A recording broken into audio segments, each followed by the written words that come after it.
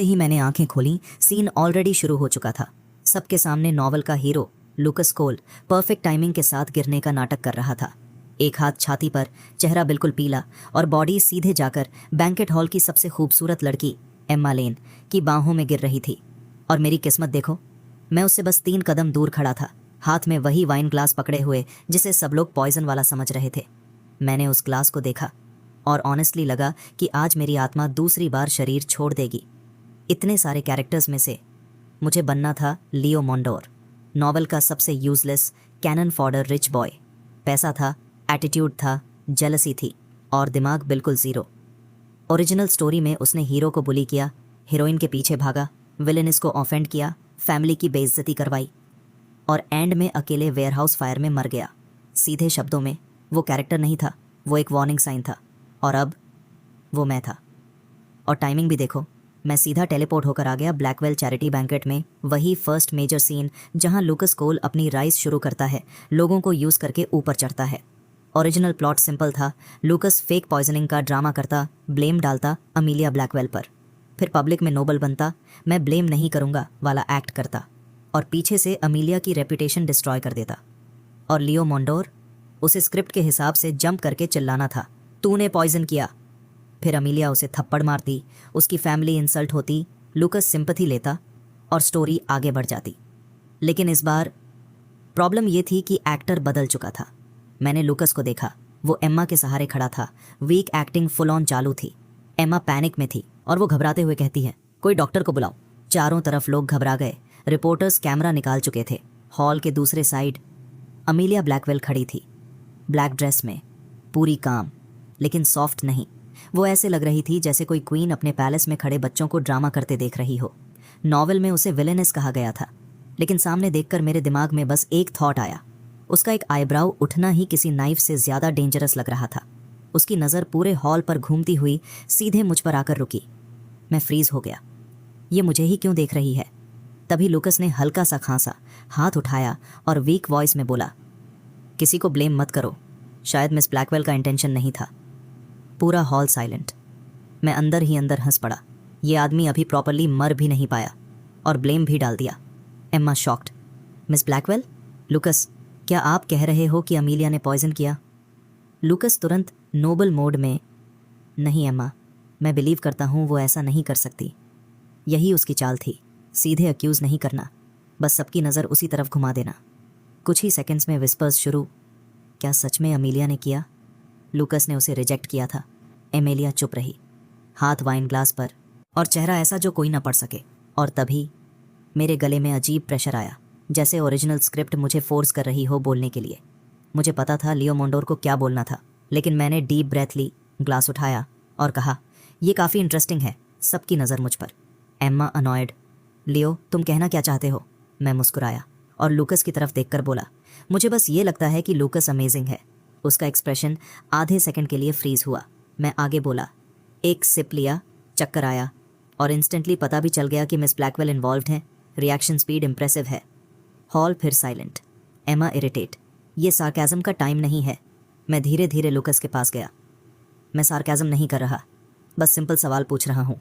क्या तुमने अपने ग्लास से पिया? हाँ। ड्रिंक वेटर ने दी थी? हाँ। और मिस ब्लैकवेल ने ग्लास टच भी नहीं किया? उसका चेहरा हल्का सा बदला, बहुत सब्टल, लेकिन मैंने देख लिया।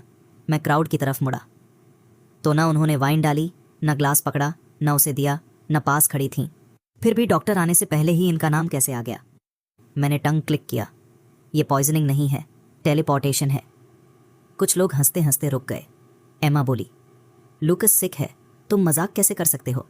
मैंने उसकी तरफ देखा और ऑनेस्टली थोड़ा बुरा लगा। ओरिजिनल स्टोरी में वो स्वीट थी, रिच थी। लूकस ने उसे यूज़ किया, फेक रिपोर्ट्स बनवाए, स्कैंडल्स छुपाए और बाद में उसे छोड़ दिया। वो उसे सनलाइट समझती थी, असल में वो सिर्फ एक चमकता हुआ जाल था। तभी मैंने देखा, अमीलिया फिर मुझे देख रही थी। इस बार उसकी आंखों में कुछ चेंज था और तभी मुझे नॉवल का एक हिडन डिटेल याद आया, अमीलिया ब्लैकवेल। आई कांटेक्ट के बाद किसी एक इंसान के थॉट्स सुन सकती थी। मेरे दिल ने ज़ोर से धड़कना शुरू किया। मैंने मन में सोचा, अगर सुन सकती हो तो 2 बार ब्लिंक करो। अमीलिया ने 1 बार ब्लिंक किया, फिर दूसरी बार। मेरी मुस्कान सीधी गायब। गया काम से, उसने मेरे सारे थॉट्स सुन लिए, इंक्लूडिंग वो वाला जिसमें मैं उसकी आईब्रो की बात कर रहा था। उसका आईब्रो फिर उठा, मगर मैंने तुरंत नजर हटा ली। कुछ मत सोच, कुछ मत सोच। लेकिन दिमाग ने बिट्रे कर दिया, ये लड़की क्यूट भी है। उसका आईब्रो फिर उठा। ग्रेट, ये भी सुन लिया। तभी एक आदमी आया, white suit, medical kit, doctor hello. Original plot में यही फेक पॉइजन प्रूव करता। मैंने उसके हाथ ध्यान से देखे, कॉटन पैड के नीचे एक छोटा सिल्वर पैकेट। वही ट्रिक। मैंने मन में सोचा, ये ट्रिक तो स्कूल मैजिक क्लब भी यूज ना करे। अमीलिया की नज़र उसके हाथ पर गई, उसने भी सुन लिया। डॉक्टर हेल कॉटन उठाने ही वाला था कि मैंने हाथ उठा दिया। रुको, वो इरिटेट, ये मेडिकल इमरजेंसी है, मैं बोला, इसलिए तो केयरफुल होना चाहिए। आप मेरे स्किल पर डाउट कर रहे हो? नहीं, टाइमिंग पर। मैंने एंट्रेंस की तरफ इशारा किया। लुकस 2 मिनट पहले गिरा और आप ऑलरेडी किट लेकर यहाँ खड़े थे। वो बोला, मैं गेस्ट हूँ। मैंने सीधा कहा, पॉइजन टेस्टिंग किट के साथ? वो चुप। क्राउड में विस्पर्स बढ़ गए। Emma confused. लियो, तुम क्या कर रहे हो? मैं बोला, अगर सच में पॉइजन हुआ है तो हॉस्पिटल बुलाओ, सीन सील करो, ग्लासेस अनटच्ड रखो, कैमरास चेक करो, तभी सच पता चलेगा। अब लुकस का चेहरा सच में पेल हो गया था। इस बार लुकस की हालत सच में खराब नहीं थी, लेकिन उसकी एक्टिंग से ज्यादा खतरनाक उसकी समझ थी। उसने खुद को संभालते हुए कहा, लियो, इतनी बड़ी बात बनाने की जरूरत नहीं है। मैं नहीं चाहता कि मिस ब्लैकवेल की रेपुटेशन किसी मिसअंडरस्टैंडिंग की वजह से खराब हो। मैंने मन ही मन माना, ये आदमी डेंजरस है। हर लाइन में काइंडनेस दिख रही थी, लेकिन हर शब्द एक ट्रैप था। अगर एमिली जांच करवाती तो वो गिल्टी दिखती, अगर नहीं करवाती तो भी गिल्टी, और अगर लुकास उसे माफ कर देता तो वो सेंट बन जाता। इसीलिए आधा नॉवेल उसके पीछे पागल था। तभी एमिली ब्लैकवेल ने हाथ उठाया। ब्लैकवेल के बॉडीगार्ड्स इंस्टेंटली मूव हो गए, एग्जिट बंद, वेटर्स रोके गए, रिपोर्टर्स को पीछे कर दिया गया। उसकी आवाज़ शांत थी और उसने कहा, अगर यंग मास्टर लियो चाहते हैं तो हम जांच करेंगे। जिस तरह उसने मेरा नाम लिया, मेरी रीढ़ में ठंड उतर गई। वो गुस्से में नहीं थी, और यही सबसे खतरनाक था। डॉक्टर हेल पीछे हटने लगा, लेकिन गार्ड ने रोक लिया। एमिली बोली, डॉक्टर, सब कुछ टेबल पर रखिए। एक शब्द, लेकिन इनफ था। डॉक्टर हेल ने मजबूरी में किट खोल दी, और कुछ सेकंड बाद वही सिल्वर पैकेट सबके सामने था। जब पाउडर पानी में डाला गया, वाटर पर्पल हो गया। पूरे हॉल में केओस। ये फेक पॉइजन है, मतलब टेस्ट ही फेक था। डॉक्टर हेल का चेहरा उड़ चुका था, और लुकस की मास्क भी क्रैक होने लगी। एम्मा ने उसका हाथ छोड़ दिया। लुकस, क्या तुम्हें पता था? मैं भी विक्टिम हूँ। वो तुरंत वीक मोड में चला गया। मैंने क्लैप किया। रिकवरी इम्प्रेसिव है। 2 मिनट पहले सांस नहीं ले पा रहे थे, अब फुल डिफेंस दे रहे हो। लोग हंस पड़े।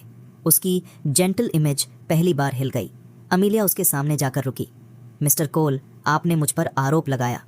नहीं, मैंने सिर्फ मिसअंडरस्टैंडिंग कहा। तभी एमिलिया ने कहा, तो चलिए मिसअंडरस्टैंडिंग क्लियर कर देते हैं। जब सीसीटीवी की बात आई तो वेटर ने बताया कैमरा मेल फंक्शन था। लुकस फिर बोला, यहीं खत्म करते हैं। मैंने हाथ उठाया। कैमरा की ज़रूरत नहीं है। अब उसकी आंखों में पहली बार कोल्डनेस दिखी। मैंने कहा, लुकस, तुम्हारा लेफ्ट कफ दिखाओ। वो पीछे हटने लगा। डॉक्टर हेल चिल्लाया, ये सब बकवास है। लेकिन गार्ड्स ने स्लीव उठा दी। अंदर वही पर्पल स्टैन। बस, गेम खत्म। अब विस्पर्स तूफान बन चुके थे। सभी लोग एक दूसरे से कहने लगे, उसने खुद ही ये सब प्लान किया, एमेलिया को फंसाने के लिए। एम्मा पीछे हट गई, और एम्मा लुकस से पूछने लगी, आखिर तुमने ये सब क्यों किया? लुकस की आंखों में आंसू आ गए। Instant acting. मैंने सोचा, अगर ये बिजनेसमैन ना बन पाया तो एक्टर तो टॉप का बनेगा। तभी एमिली की आवाज आई, ब्लैकवेल फैमिली डिफेमेशन, फ्रॉड और रेप्यूटेशन डैमेज का केस फाइल करेगी। वहीं जब एमिली ब्लैकवेल कामली अनाउंस करती है कि वो लुकस कोल पर डिफेमेशन, फ्रॉड और रेप्यूटेशन डैमेज का केस करेगी, उसी पल पूरा खेल पलट जाता है। अभी तक लुकस सिचुएशन कंट्रोल कर रहा था, फेक पॉइजनिंग से सिंपैथी लेना, ब्लेम शिफ्ट करना, लेकिन अब पहली बार वो डिफेंसिव हो गया। उसकी आंखों का सिकुड़ना यही दिखाता है कि इस बार वो सच में घबरा गया है, एक्टिंग नहीं कर रहा। डॉक्टर हेल का ऑलमोस्ट गिर जाना और वेटर का डर से कांपना ये प्रूव करता है कि ये पूरा सेटअप कितना फ्रेजाइल था।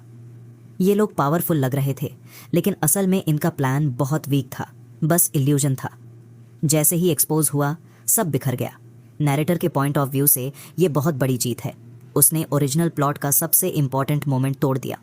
एमिली अब विक्टिम नहीं बनी, लुकास सिंपैथी गेन नहीं कर पाया, और सबसे बड़ी बात, नैरेटर ने खुद को उस बेवकूफ़ी भरे रास्ते से अलग कर लिया जो लियो मोंडोर को मरवा देता था। इसलिए वो इंटरनली रिलीफ फील करता है। उसे लगता है उसने फेट बदल दिया।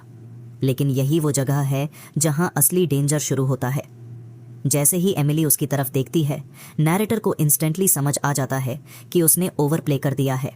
उसने सिर्फ प्लॉट चेंज नहीं किया, उसने खुद को रिवील कर दिया। वो इतना कुछ जानता है जो उसे नहीं पता होना चाहिए। और यहाँ सबसे क्रिटिकल चीज़ आती है, अमीलिया की एबिलिटी। वो थॉट्स सुन सकती है। नरेटर खुद को कंट्रोल करने की कोशिश करता है, मत सोचो, फ्यूचर मत सोचो। लेकिन उसी प्रोसेस में वो सबसे खतरनाक बातें सोच देता है। एमेलिया की डेथ, बेट्रेयल, डाउनफॉल, सब कुछ। और एमेलिया का अचानक रुक जाना, उसका काम मास्क क्रैक होना, ये दिखाता है कि उसने सब सुन लिया। अब सीन कंप्लीटली बदल जाता है। बाहर बैंक्वेट हॉल में अभी भी नॉइज है, लोग गॉसिप कर रहे हैं, रिपोर्टर्स एक्साइटेड हैं, बट इनके बीच एक अलग ही साइलेंस बन जाती है। ये साइलेंस बहुत इंपॉर्टेंट है क्योंकि अब ये दो लोग बाकी सबसे अलग लेवल पर इंटरेक्ट कर रहे हैं। ये अब नॉर्मल सोशल इंटरेक्शन नहीं है, ये माइंड गेम है। जब एमिली उसे अकेले बात करने के लिए बुलाती है तो वो इनविटेशन नहीं है, वो कंट्रोल्ड इंटरोगेशन है। पब्लिक में वो कुछ नहीं पूछती क्योंकि उसे अपनी इमेज मेंटेन करनी है, लेकिन प्राइवेट में वो सच निकालेगी। लाउंज वाला सीन इसका प्रूफ है। दरवाज़ा लॉक होना सिंबॉलिक है, अब एस्केप नहीं है। अब नरेटर सीधे ट्रैप में है। अमेलिया का काम रहना ये दिखाता है कि वो पूरी सिचुएशन कंट्रोल कर रही है, मगर वो बिल्कुल भी पैनिक नहीं करती। और फिर उसके सवाल, तुमने इस दुनिया को नॉवल क्यों कहा? तुम्हें कैसे पता मैं चैप्टर 411 में मरूंगी? ये सिंपल सवाल नहीं है, ये सीधे नरेटर की आइडेंटिटी पर अटैक है। नरेटर के पास थियोरेटिकली कई ऑप्शंस हैं, झूठ बोलना, बहाना बनाना, बट प्रैक्टिकली कोई ऑप्शन नहीं है क्योंकि सामने वाली माइंड रीड कर सकती है। इसलिए उसका कंपैरिजन ग्लास डोर के पीछे छुपना परफेक्ट है। मतलब छुपने का इल्यूजन है, रियलिटी में कुछ छुप नहीं सकता। जब नैरेटर गार्ड्स को ना बुलाने की रिक्वेस्ट करता है और एमिली सीधे मना कर देती है तो ये उसकी पर्सनैलिटी डिफाइन करता है। वो इमोशनल नहीं है, वो प्रैक्टिकल है। वो रिस्क नहीं लेती चाहे सामने वाला हार्मलेस लगे। इस पूरे सीन का कोर समझो। नरेटर ने पहली बार गेम जीत लिया, लेकिन उसी मोमेंट वो गेम का हिस्सा बन गया। पहले वो बैकग्राउंड कैरेक्टर था जो क्वाइटली सर्वाइव करना चाहता था, अब वो डायरेक्टली मेन प्लेयर्स अमीलिया और लूकस के बीच आ चुका है। और सबसे डेंजरस बात यह है, अब अमीलिया उसे इग्नोर नहीं कर सकती। मगर फिर यहीं पे ये एपिसोड खत्म हो जाता है।